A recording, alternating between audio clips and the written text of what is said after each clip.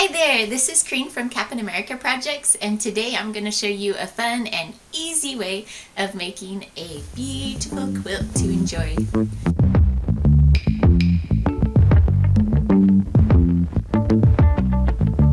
Alright, so the first step for making a quilt was to cut out a lot of squares.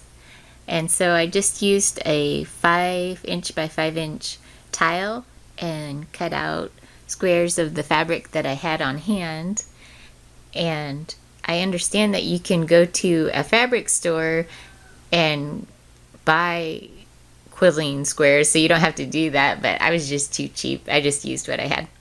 And so I laid out on a sheet the pattern that I want to do and how I'm sewing it together is I'm going row by row. So I have 2 rows sewed together. So I just took 2 squares and I sewed along the edge there. So when you open it, you won't be able to see the seam. So that's what I did with these 2 rows. And so I'm just going to go row by row. And then after I'm done with that, then I'm going to attach the rows together. Sew the rows together. And after that, then I will probably attach the body of the quilt to the sheet, or I might just use the sheet as the backing. I haven't decided yet. Okay, now I have all the rows are sewn together, so we have the basic top all done.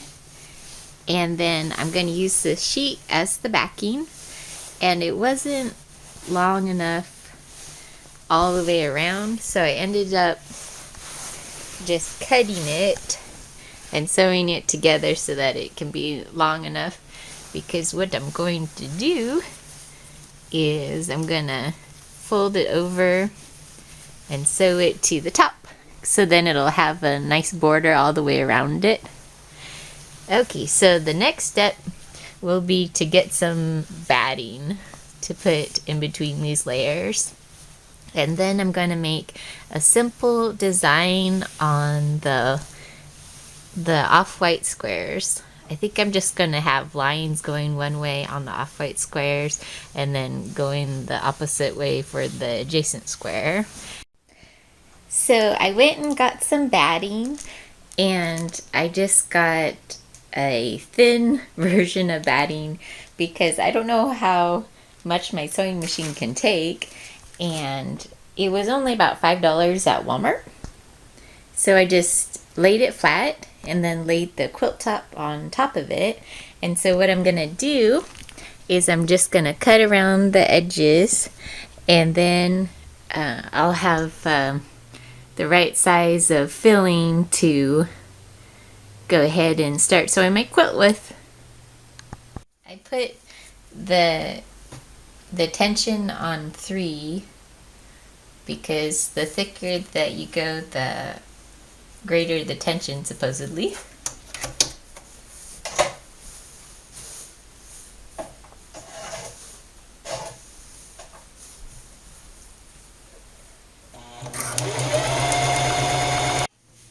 Okay, so I went ahead and did the pattern of stripes going one way on a square and then the other way on the other square.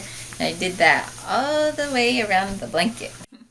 Okay, so, and I sewed the batting onto it while I was doing that. So now I can start to attach the back of the blanket. And you'll notice that some places I have wider stripes and other places I have nice tight stripes. And it seemed to work out okay. It looks alright, but it's just because I was getting sick of sewing. But anyway, it turned out good. So I'll show you what I'm going to do now. So here's the backing that I cut out. It was just an old bed sheet. So I'm going to lay it flat on the ground. And then I'm going to lay the blanket on top of it. And to keep the bed sheet nice and taut, I'm gonna Tie? just take stick pins and just stick it to the back of it, and then sew one edge of the blanket at a time to the backing. And then when I'm done with that, then I'll just fold over the backing, and then I'll sew on a pretty border for the whole blanket. And then that'll be basically what I'm gonna do to make the body of the blanket.